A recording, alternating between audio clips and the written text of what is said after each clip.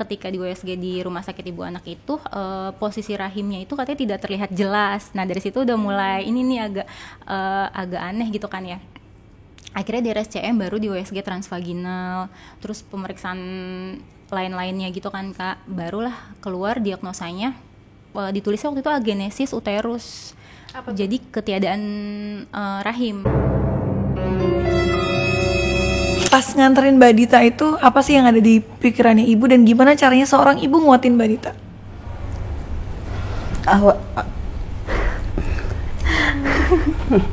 Maaf, saya kalau ingat masa lalu Dita.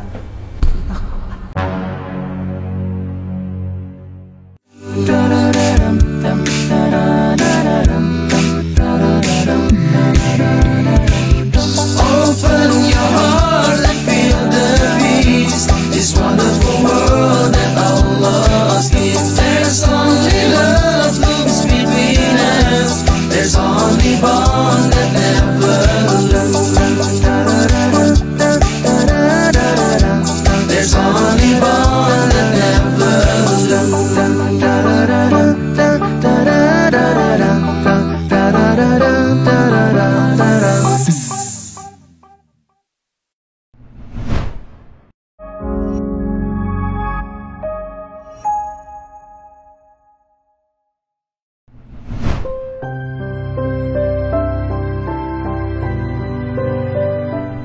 Assalamualaikum warahmatullahi wabarakatuh. Masya Allah nih balik lagi di podcast The Sister bareng aku Shiren, bareng Kia. The Sister, kamu lagi. Kenapa ya gue tidak bisa mengungkapkan hal itu ya? Kamu lagi. Ya, kenapa sih? Kamu lagi. Oke, kita hari ini mau ngobrol sama salah satu mungkin dari teman-teman udah pernah denger nih cerita beliau ya. Ini masya Allah banget, insya Allah yang alhamdulillahnya bisa kita hadirkan di sini, yang akhirnya bisa memberikan inspirasi buat kita semuanya, nggak cuma yang nonton tapi buat aku dan Shirin juga nih yang ada di sini. Bagaimana kita melihat besarnya kuasa Allah dan semuanya bisa terjadi. Jadi mungkin kita pikir kayaknya kok nggak masuk di logika gitu, tapi it happens. Nah sekarang kita mau ngobrol sama salah satu narasumber kita hari ini, Mbak Dita. Salam kenal. Assalamualaikum Mbak Dita. Waalaikumsalam. Apa kabar, baik? Alhamdulillah Sehat? luar biasa. Sehat. Alhamdulillah. Nah jadi kita sempat dengar berita ada seorang wanita yang punya yang sindromnya sejujurnya ini benar-benar baru aku dengar banget, sebelumnya belum pernah aku dengar. Dan sindrom MRKH. Iya, MRKH ini yang dimana tidak ada rahim gitu ya. Betul. Nah itu aku terus bertanya gitu, maksudnya jadi gimana sih secara medis tuh sebenarnya gimana gitu. Makanya tadi ketemu Mbak Dita aku pengen banget tahu gitu, karena mungkin di luar sana sebenarnya ini kan aku dengar case-nya ini adalah benar-benar langka ya, bukan case yang banyak orang alamin gitu. Tapi ternyata tadi aku ngobrol sama Mbak Dita, ternyata ada juga komunitas yang memang Mbak Dita buat ya, dan ternyata ada ya di Indonesia juga. Dan Mbak Dita ini itu juga pendiri Yayasan Laskar Bintang ya. Jadi aku penasaran, Kia juga penasaran. Nih sebelumnya minta maaf banget ya kalau misalnya ada bahasa yang kurang dienakin. Pengen tahu awalnya itu sampai divonis seperti itu tuh gimana sih? Maksudnya kan gak semua orang ngerti tuh sadarnya itu seperti apa gitu. Jadi awal banget divonis itu waktu 2011. Waktu itu usia saya masih 19 tahun. Sebenarnya waktu itu kenapa akhirnya mutusin buat periksa, karena sampai usia pubertas itu tidak ada tanda-tanda datangnya menstruasi, Kak. Gitu. Jadi udah warning sebenarnya sih dari 15-16 itu harusnya udah ini ya gitu, udah aware banget anak-anak perempuan gitu ya, kenapa belum datang menstruasi gitu kan.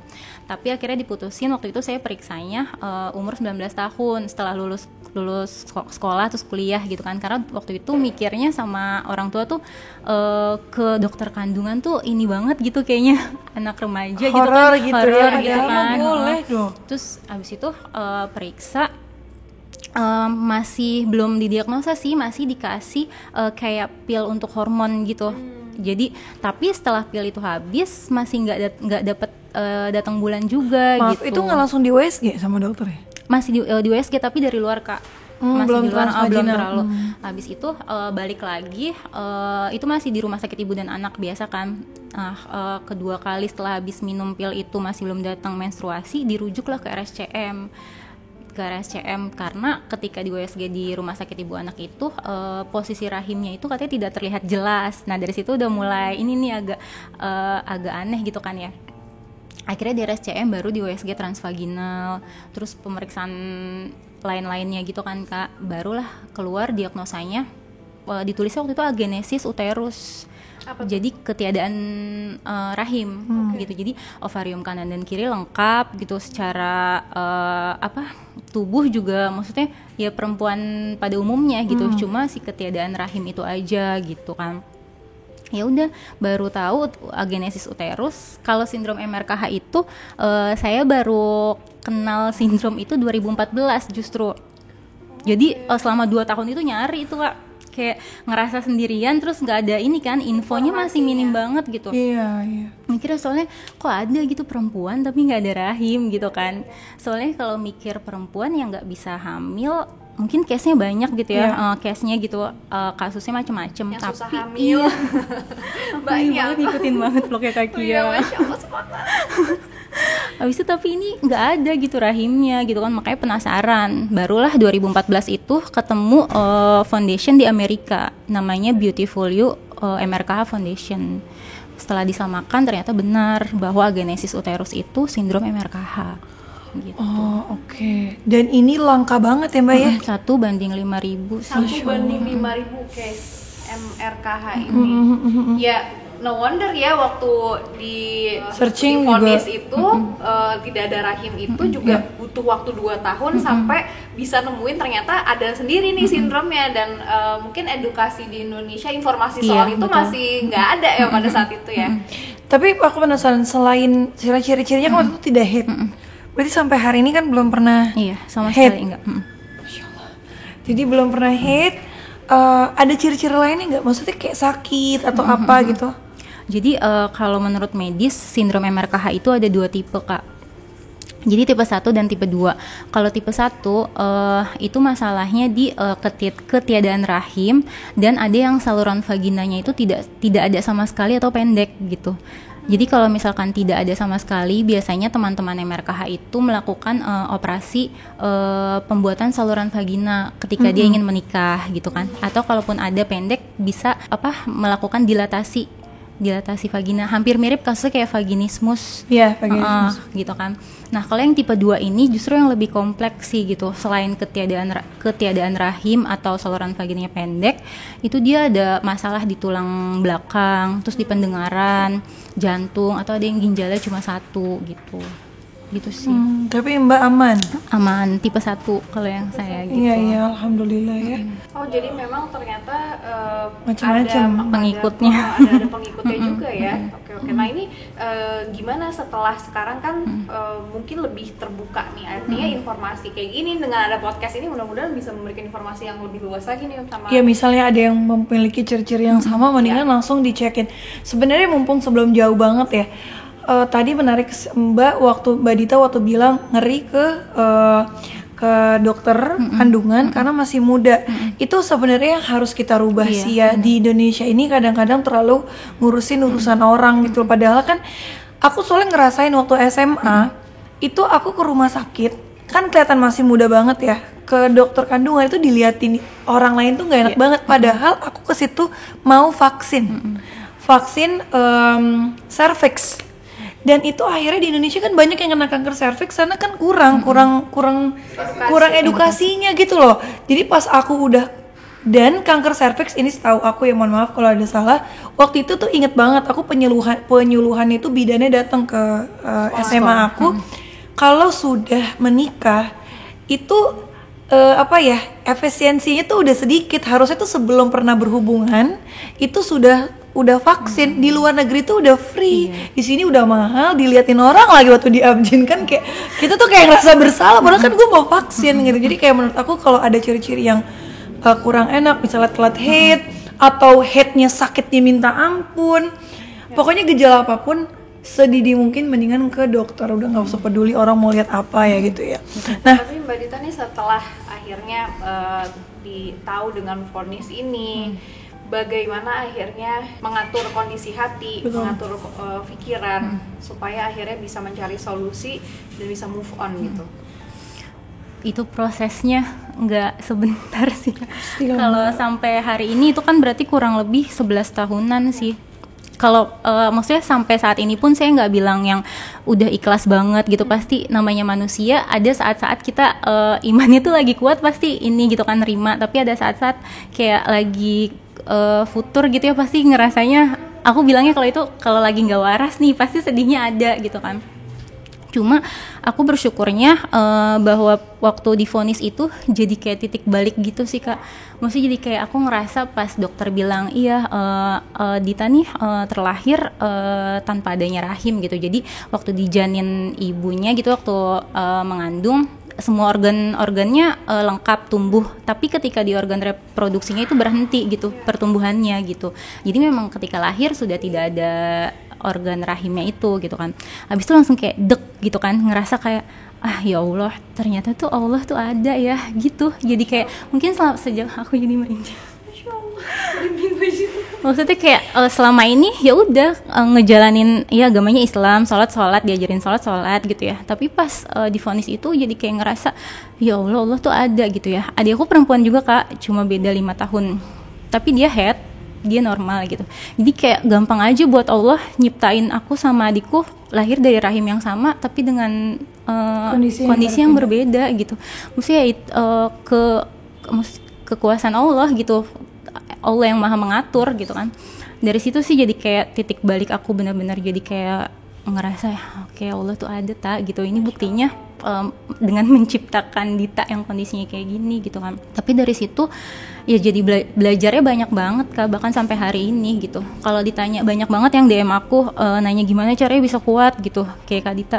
Bahkan sampai hari ini pun aku masih berdoa terus mintanya ya dikuatin gitu kan. Maksudnya kayak manusia yang nggak bisa apa-apa gitu ya Kak, kalaupun kuat bisa sampai sekarang ya karena Allah gitu sih Kak. Masya Allah. Tapi memang Allah itu nguji hambanya nggak pernah salah. Belum tentu orang lain, belum tentu orang lain itu kuat.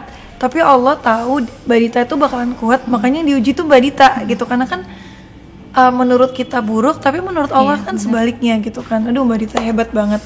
Mbak Dita diuji malah jadi titik balik, keimanannya malah lebih kuat. Itu luar malah yang biasa. lebih mahal yang nggak semua orang bisa mendapatkan. Masya iman. Allah, Masya Allah. Masya Allah. Nah Mbak Dita waktu akhirnya proses menguatkan hati gitu kan, artinya harus tetap melanjutkan hidup kan. Pada saat itu, waktu itu pas tahu umur berapa? 19 sampai 2 tahun baru tahu ternyata sindrom ini Iya, ya namanya gitu. Dan sindrom. akhirnya yang gak lama setelah itu nikah umur setelah divonis itu 11 bulan setelahnya akhirnya aku nikah Kak. nah itu gimana tuh? Jadi Pasangannya sebenarnya apa udah? periksa itu karena periksa Desember. Nah karena niatnya Februari itu mau lamaran. Masya Allah. Jadi karena jadi kayak pas kalian pemeriksaan kesehatan gitu kan. Kenapa nih mau nikah tapi kok belum dapat mens gitu kan, takutnya ada sesuatu, ternyata memang benar ada sesuatu gitu kan. Nah akhirnya ketika tahu kita sempat pisah dulu tuh 8 bulanan. Jadi kayak ya udah terserah gitu kalau mau nyari yang lain nyari gitu kan. Karena aku mikirnya kalau nikah waktu itu mikirnya nikahnya Kamu yang mutusin untuk iya, akhirnya kita aku juga nggak bisa maksain, terus mungkin dia kan juga butuh waktu untuk cerita ke keluarganya Kak. Karena aku mikirnya keluarganya pun harus tahu kondisi aku gitu. Nikahnya bukan cuma kita berdua doang gitu. Sampai akhirnya setelah 8 bulan kita komunikasi lagi, ngasih tahu kalau ibunya udah ikhlas gitu punya menantunya dengan kondisi kayak gini. Aku sempat ngadep juga kan ke calon ibu mertua aku waktu itu. Sampai akhirnya dia bilang Mimi ikhlas gitu katanya. Akhirnya ya udah sampai sekarang. Kita kan soalnya. Benar. Tapi luar biasa ya mertua, Ya, suami. itu dia. Suami juga Masya Dan Allah. kayak itu lagi jadi satu kuasanya Allah, kayak ngasih kurangan terus juga dikasih gitu kelebihannya, punya keluarga dikasih suami yang menerima gitu kan, terus keluarga suami yang luar biasa, mertua, adik-adik ipar. Allah nggak pernah zalim sama hambanya. Bener, Kak. Di setiap ujian pasti ada sesuatu di belakangnya, ya kan? Ya, Masya Allah, Masya Oh, Allah. Masya Allah banget. Akhirnya dari pernikahan itu pasti dong tetap pengen ya kayak aku lah gitu. Kemarin kan lama banget untuk punya anak kan. Ngikutin juga, banget wah, aku ngikutin perjuangannya. vlognya Kak Kia. Waktu lahiran 10 Ukasya tahun. aja aku ikut nangis. Iya, Masya Masya Allah. Allah, makasih. Merinding. Nah itu Dita tuh kemarin gimana akhirnya sampai memutuskan untuk ya pengen tetap ngasuh anak gitu. Awalnya kan sempat kepikiran aku nggak mau nikah, Kak. Kayak takut gitu, pasti kan buat apa gitu kan nikah, kan mikirnya sebagian orang pasti ya udah perempuan terus punya keluarga, nikah, melahirkan, punya anak gitu kan. Tapi akhirnya mungkin takdirnya ketemu sama suami terus nikah, ya udah itu apa ya, kalau omongan-omongan orang pasti banyak banget yang banyak nanya gitu kan selama perjalanan nikah. Awal-awal sih baper.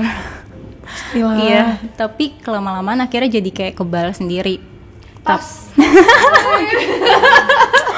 Dan kuncinya disaling nguatin gitu sih sama suami, kayak itu banget. Masya Allah. Dan akhirnya emang sebelum nih akhirnya pas kita nikah 2012. Nah 2013 itu yang kita bikin yayasan itu ke Laskar Bintang gitu. Jadi gimana caranya biar tetap aku sama suami bisa menyalurkan gimana sih kayak keibuanku gitu loh, Kak. Kan pengen banget ya perempuan gitu, kayak ya udah akhirnya bikin yayasan di 2013 sampai akhirnya ketemu Kiana di pernikahan yang kelima, tahun kelima baru dapat Kiana gitu. Masya Allah. Ada 3 ya? Enggak, satu Oh, Kak. satu ini. Masya Allah.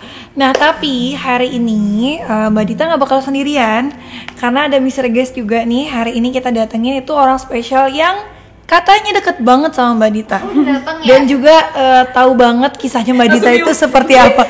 Perasaan diundangnya sendirian ya kan. Soalnya Mbak Dita tadi datang cuman sama anaknya, sama ada ini temennya ya, terus tiba-tiba ada datang lagi satu orang yang kita nggak kasih tahu. Jadi ini bener-bener kita tutupin identitinya. Kelihatan. Assalamualaikum Ibu. Oh, maskernya dipakai. Emang udah lama gak ketemu? Enggak, aku lagi di rumah sepupu aku. Jadi kita beda berangkatnya beda. Sehat Ibu. Jadi hari ini kita ngobrol juga sama ibunya Mbak Dita. Ya, Pas nggak? Kayak janjian kan? Enggak, kan beda berangkatnya beda dari rumah. ya Allah. Oh, tapi sering ketemu kan? Sama Teida. Iya ngobrol dulu. Enggak ngomong juga soalnya. Oke, jadi Ibu hari ini kita udah ngobrol-ngobrol sama Mbak Dita juga yang Ibu anaknya hebat banget, Masya Lahir Allah. Wanita hebat lahir dari Ibu yang hebat, anaknya sabar banget, luar biasa, Masya Allah. Oke, nah Ibu, aku juga mau nanya dong. Waktu dulu kan pasti kan Mbak Dita itu nge-check up-nya pertama kali sama Ibu. Maksudnya sama-sama concern, kenapa nih umur segini itu belum head gitu kan? Padahal kan biasanya head itu udah jauh sebelumnya, belasan kan umur. Beda-beda lah, ada yang 13, 14 gitu kan. Akhirnya pas nganterin Mbak Dita itu apa sih yang ada di pikirannya Ibu dan gimana caranya seorang ibu nguatin Mbak Dita?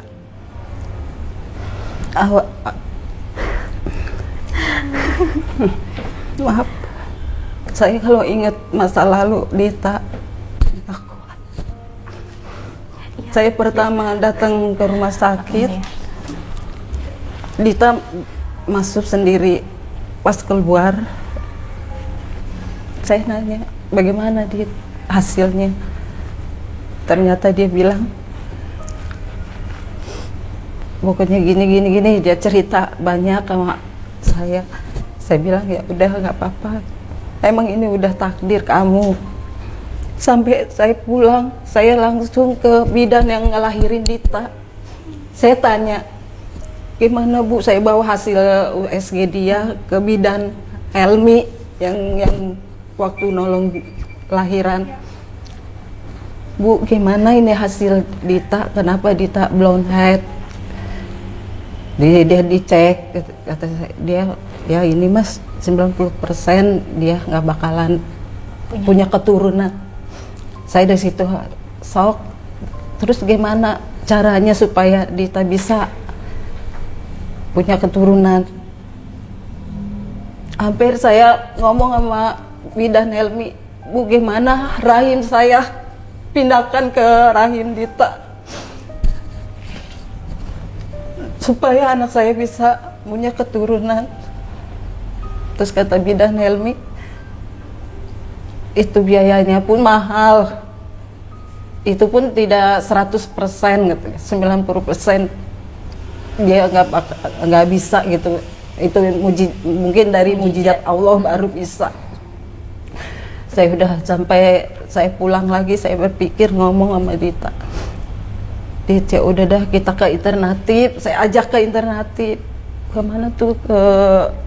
Awalnya ke alternatif gitu Kak, biasa kan momen. Iya, ke situ sampai dia juga sampai diperiksa juga.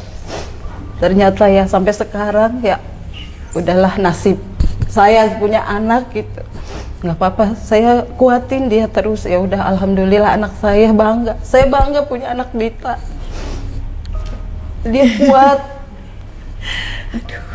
Sepanjang hari dia berusaha menghindar, alhamdulillah punya suami pun baik.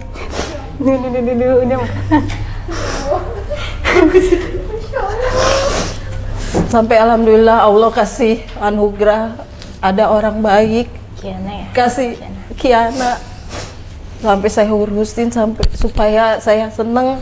Soalnya lahirannya juga mamanya Saya Kiana yang urusin, saya yang ngelahirin cucu mamanya. pertama lahir. Masya Allah.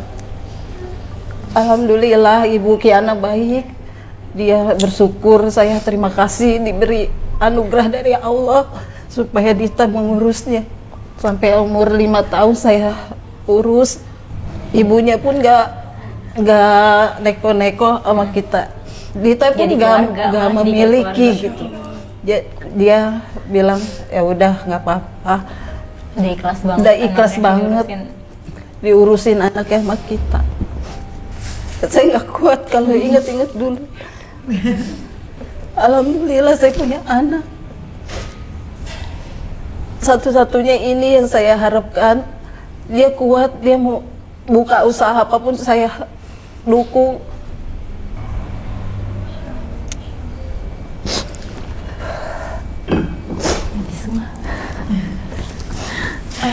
Maaf. Gak apa-apa, Masya Allah. Kelihatan kan Mbak Ditanya tuh hebat karena ibunya juga Masya Allah. Masya Allah. Makanya mungkin gini ya, maksudnya pasti Allah kan ya terkadang Allah memberikan ujian itu ya pasti memang ya memberikan sesuatu lah gitu. Kadang-kadang Allah memang lagi pengen memperlihatkan kebesaran Allah aja gitu kan. Dan bagaimana kita menganggap ujian ini sebagai shortcut kita untuk bisa kita ke sorga gitu. Bagaimana kita jadi orang yang sabar, bagaimana kita bisa melewati ujian ini dengan tetap bertakwa sama Allah gitu. Tapi kita sebagai penonton hari ini yang ngedengerin setiap cerita ibu tadi tuh, aku langsung kayak, kalau case-nya nggak begini, mungkin ibu si siapa maksudnya? Ibu si Ibunya Kiana. Ibu si Kiana ini ya mungkin punya cerita lagi berbeda lagi dalam kehidupannya gitu kan. Yang memang udah Allah takdirkan Kiana diasuh di tangan yang mungkin yang memang seharusnya. Itu luar biasa banget, skenario yang begitu kompleks dan memang ternyata udah semuanya udah Allah atur dan pasti ada sebab ya gitu kan. Luar biasa. Masya Allah sih, dan dikasih suami yang legowo, Masya Allah. Maksudnya kan kita bisa lihat ya di luar sana mungkin banyak juga istri yang diperlakukan tidak baik sama suami, padahal istrinya tidak ada masalah apapun, bisa ngasih keturunan, bisa ngasih ini ngasih itu, tapi ada yang dipukulin, ada yang ini. Maksudnya kan cerita orang beda-beda gitu. Ketika Mbak Dita Allah takdirkan seperti ini, tapi suaminya baiknya minta ampun gitu kan. Jadi ya ini kayak pelajaran buat kita kalau Allah itu selalu ngasih di porsinya masing-masing gitu ya ujiannya gitu. Dan ini kata-kata guru aku juga ya, maksudnya sebenarnya stigma kita itu kan kayak perempuan tuh harus punya keturunan gitu kan. Padahal kan itu terserah Allah kan. Ada yang nggak ada masalah juga berjuang di situ dan dapat pahala sabar yang mungkin luar biasa gitu. Tapi yang punya keturunan pun atau yang mungkin kayak aku gitu ya yang kemarin dimudahkan pun juga ceritanya beda lagi gitu kan. Dan anak pun kan ujian juga gitu kan, ujian juga, maksudnya itu pengingat buat aku gitu, ketika dimudahkan punya anak pun ya anak pun ujian juga. Anak itu bisa bikin orang tuanya masuk surga ataupun sebaliknya kan sebenarnya gitu. Kalau anaknya baik ya bisa bawa kita ke surga, kalau anaknya melenceng ya malah bisa bawa kita ke neraka, karena kita yang bertanggung jawab di akhirat untuk jawab semua pertanyaan gitu sih. Jadi artinya dari waktu pembahasan itu yang akhirnya bikin pola pikir kita harus dirubah gitu. Kita menikah gitu, kita mengharapkan ridho Allah, kita sama-sama berjuang untuk masuk surga. Tujuan goals utama kita bukan untuk gimana gue harus nikah untuk supaya gue punya anak, bukan itu kan goals utamanya. Gimana caranya kita menjalankan perintah Allah, itu aja kan ternyata sebenarnya. dikasih anak dari Allah, Ya, itu dikasih ujiannya juga dari Allah juga gitu. Dan kayak Mbak Dita kan hebat, maksudnya dikasih sama Allah ke spesialan itu bisa bikin yayasan, menyemangati banyak perempuan di luar sana, mengedukasi yang tadinya orang nggak tahu. Aku nggak ngerti loh ada sindrom ini sebelumnya, dan mungkin ada yang ngerasain jadi tahu kan, oh ternyata ada masalah ini, bisa jadi sindromnya ini gitu. Aku juga mau tanya ya, Mbak Dita tuh kan mungkin kelihatan sama kita tuh kuat banget di luar semua perjuangannya Mbak Dita yang mungkin kita nggak tahu gitu ya. Ada nggak sih kata-kata penguat dari ibu yang selalu Mbak Dita ingat, yang salah satunya itu jadi penyemangat Mbak Dita selama ini? Kalau aku sih kayak ngelihat tanpa kayak perlu diucapin gitu loh Kak, karena aku ngelihat karena anak pertama, terus jadi ngelihat kan kalau anak pertama itu kan jadi kayak saksi orang tua banget gitu dari awal kayak gimana gitu. Jadi emang kayak ngelihat yang bikin kuat ya udah mama aja kuat gitu ngejalanin rumah tangga gitu, ngejalanin kehidupannya. Jadi kayak tanpa harus ada diucap, karena kita berdua tuh emang bukan yang komunikasi gimana gitu secara verbal gitu loh Kak. Jadi kayak ya udah ngelihat mama emang perjuangannya gimana. Iya benar. Jadi saksinya banget jadi anak pertama tuh ngelihat perjuangan orang tua. Dita tuh nggak mau mamanya sedih gitu, dia nggak mau ngeliatin di depan ibunya. Makanya aku kemarin sempat bilang kan sama Mbak Cika, aku terakhir cerita tentang MRKH itu ya pulang dari rumah sakit ke mama papaku. Setelah itu udah tutup, aku nggak pernah lagi sampai nikah, bahkan sampai saat ini gitu nggak pernah ngeluh soal kondisi aku gitu. Masya Allah. Ya, mudah-mudahan setelah hari ini di luar sana mungkin yang punya case yang sama bisa kenalan nih sama Mbak Dita ya kan, dengan komunitasnya ya. Nanti mungkin nomornya bisa kita cantumin ya di bawah sini, atau ada website atau emailnya, nanti kontaknya lah gitu kita akan cantumin di sini untuk mempermudah teman-teman. Mungkin ada teman, sahabat, keluarga, siapapun itu yang punya case yang sama atau ada symptoms yang sama, nah mungkin bisa nih untuk nanya-nanya juga bisa ya. Dan di yayasan itu maksudnya Mbak Dita dan teman-teman di yayasan itu bergeraknya seperti apa, sama apakah cuman sindrom ini aja, apakah ada sindrom lainnya di situ yang diterima gitu? Kalau yang komunitas MRKH Komunitas, itu ya? Komunitas. Kalau yang komunitas MRKH itu untuk teman-teman yang sesama MRKH gitu. Sekarang udah ada berapa Mbak? Udah ada 100-an sih seluruh Indonesia. Yang tadinya kita cuma bertiga, berempat. Terus karena banyak informasi yang udah kesebar, mereka bisa lihat di Instagram, di fanpage Facebook gitu. Banyak banget yang DM. Itu umurnya dari umur berapa akhirnya mereka bisa tahu? Rata-rata usia remaja. Kebanyakan sih 20-an. 20-an gitu yang lagi sebenarnya mereka emang lagi butuh supportnya gitu sih Kak. Karena aku ngerasain dulu aku gimana kan nyarinya susah. Jadi justru di situ bisa saling nguatin banget. Masya Allah, ya itulah sesama perempuan itu harus saling nguatin, bukan dinyinyirin. Bukan orang kalau lagi berjuang misalnya ya, aku kadang-kadang sedih kalau ngeliat komen-komen sesama perempuan. Kalau misalnya belum ada, misalnya lagi berjuang nih ya untuk mendapat keturunan, malah kok belum ini, kok kalah sama ini, itu kayak menurut aku itu adalah konsep pertanyaan orang yang tidak percaya konsep ketuhanan. Karena dia kayak mungkin lupa semuanya itu ya terserah Allah gitu kan. Jadi kayak aku pun dulu pernah merasakan hal itu yang kayak kok kalah sih sama adiknya, itu kayak dari depan ngomongnya. Aku nih kayak ya Allah Mbak, apa sih konsep kalah tuh apa sih? Gitu kayak lu percaya Allah gak sih gitu kan? Jadi kayak kesannya mungkin dia nggak bermaksud, tapi itu udah jadi kayak budaya kita yang kayak itu sesuatu yang nggak usah diucapin gitu, dan nggak usah orang tuh ditanya-tanyain terus lah gitu, kayak ngapain sih gitu. Daripada nanya, mendingan doain ya kan, Bismillah, mudah-mudahan programnya berhasil, kayak nyemangatin sesama perempuan gitu ya. Oke, Masya Allah. Dan sekarang Mbak Dita itu Allah kasih jalan untuk mengasuh Kiana ya, yang Masya Allah juga hubungan sama ibunya baik banget gitu ya. Nah, kita dengar Kiana itu pola pikirnya dewasa banget ya. Alhamdulillah. Bisa diceritain gak sih Kiana itu anak yang seperti apa gitu? Mau wanita nih.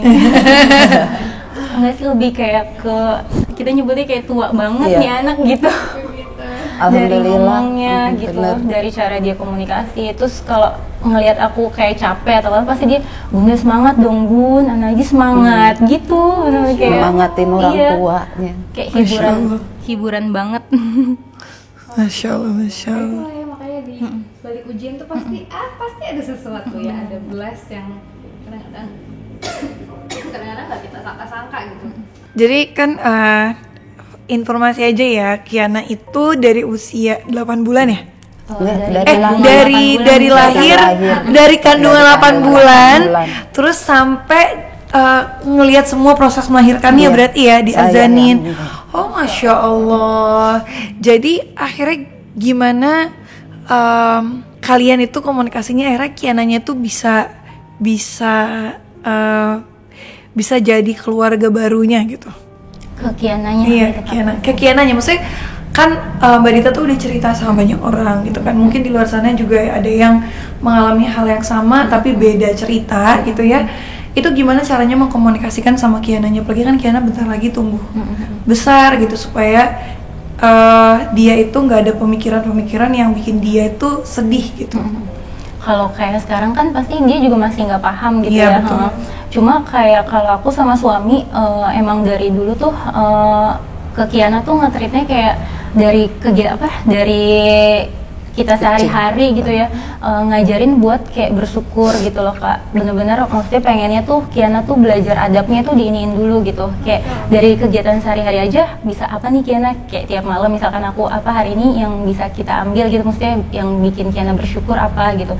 Karena aku harapannya kalaupun nanti suatu saat informasi itu nyampe gitu kan ke telinganya dia, kayak dia udah punya fondasinya dulu gitu Kak. Kalau apapun keadaannya, yang pertama ya udah ingat Allah, bersyukur dulu gitu.